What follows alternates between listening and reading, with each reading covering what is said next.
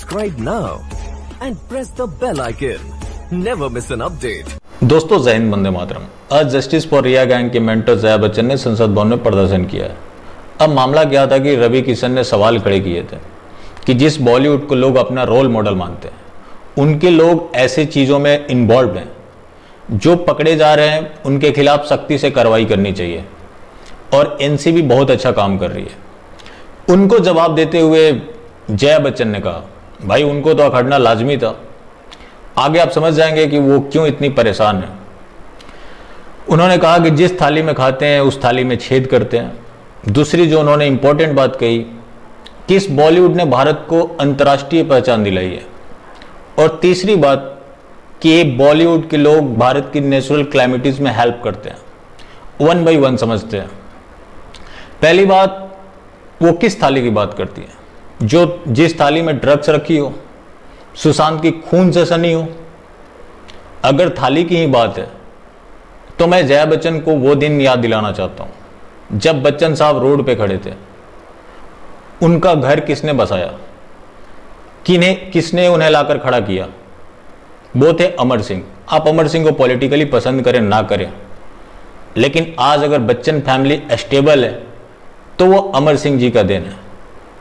और जया बच्चन जिस राज्यसभा की मेंबर है वो भी अमर सिंह जी के बदौलत ही हैं। अमर सिंह ने ही उन्हें लाया था। उस अमर सिंह के साथ इन लोगों ने क्या किया? अब बात आती है थाली की, तो उसी थाली के तो मेंबर कंगना रनौत भी थी। सुशांत सिंह राजपूत थे।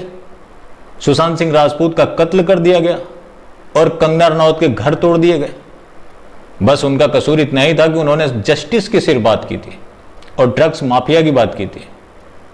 और ये वही बॉलीवुड है ना। अब आप सुनिए ये क्या कहती है।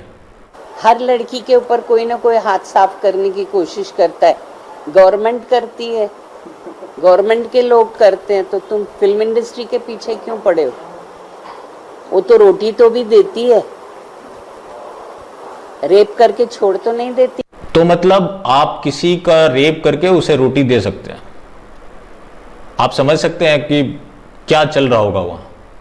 अरे साहब, जीबी रोड, सोनागाछी वैसे बदनाम है। अगर नज़ारा देखना हो तो आप मुंबई जाएं। ये बड़े बड़े जो रेड लाइट एरियाज होते हैं ना, वो हैं। छोटे वाले तो वैसे ही बदनाम हो जाते हैं। और इन लोगों का कंट्रीब्यूशन वर्ल्ड में क्या रहा है, अब कितनी हैरानी होती है। इस भारत की पहचान विवेकानंद को लेकर नहीं है, पहचान इन भांडों और गस्तियों को लेकर है, जिन्होंने समाज को पूरी तरह से लगभग गंदा कर दिया। और आपने देखी होगी एक वीडियो क्लिप वायरल हो रहा है संबित पात्रा और अर्शी खान का। अर्शी खान ने हरामखोर का नया मतलब बता दिया। हरामखोर का मतलब आलसी होता है। उससे पीओके का फुल फॉर्म तक नहीं पता। और ऐसे लोग ब्रांड एम्बेसडर होंगे, ऐसे लोग हमारे देश को रिप्रेजेंट करते हैं।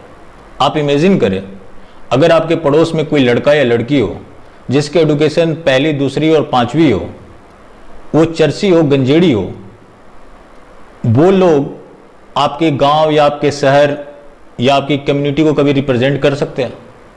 जाहिर सी बात है कि लोग उससे घृणा करते हैं। तो फिर इनसे प्यार क्यों? अब बात आती है नेचुरल क्लाइमेटीज में इनके कंट्रीब्यूशन का। शाहरुख खान का मदद पाकिस्तान तो पहुंच जाता है, लेकिन भारत के किसी हिस्से में नहीं पहुंचता। सलमान खान पाकिस्तान के कलाकारों को तो मौका दे देता है, लेकिन भारत के कलाकारों को कुचल देता है। आमिर खान, उसने अभी टर्की के राष्ट्रपति के घर मेज़बानी स्वीकार की थी। तो ऐसी इनकी शख्सियत है और ऐसे ये लोग देश में कंट्रीब्यूट कर रहे हैं और ऐसे देशभक्त हैं। अब जया बच्चन को इतनी परेशानी क्यों है? तो आपको पता है roses are red, violets are blue का जो चला था ना, इनमें इनकी बेटी श्वेता नंदा भी आ रही थी।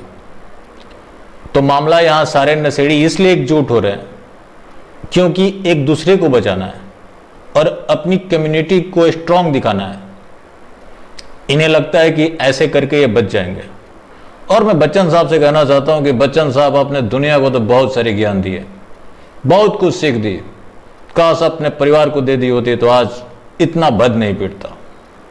और मुझे मालूम नहीं था कि आप अपनी जिंदगी में इतने बेगैरत इंसान होंगे जिन्होंने सुशांत की मौत को मौत नहीं समझा, कंगना के घर को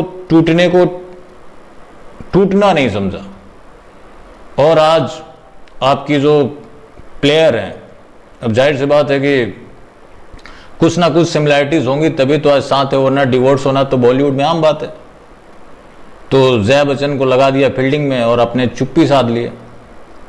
तो दोस्तों, बॉलीवुड के खिलाफ हमारी जंग तो आगे भी जारी रहेगी। अभी मामला सुशांत सिंह राजपूत की जस्टिस को लेकर है, वो हम जस्टिस तो होगी ही और उसके लिए हम लगातार प्रयास करेंगे, लेकिन इस बॉलीवुड की गंदगी को भी सफाई करना है। बाकी अगर आपको पसंद आई हो तो सब्सक्राइब करें और ज़्यादा से ज़्यादा लोगों तक शेयर करें और अपनी कमेंट कर राय जरूर दें। फिर मिलते हैं। जय हिंद।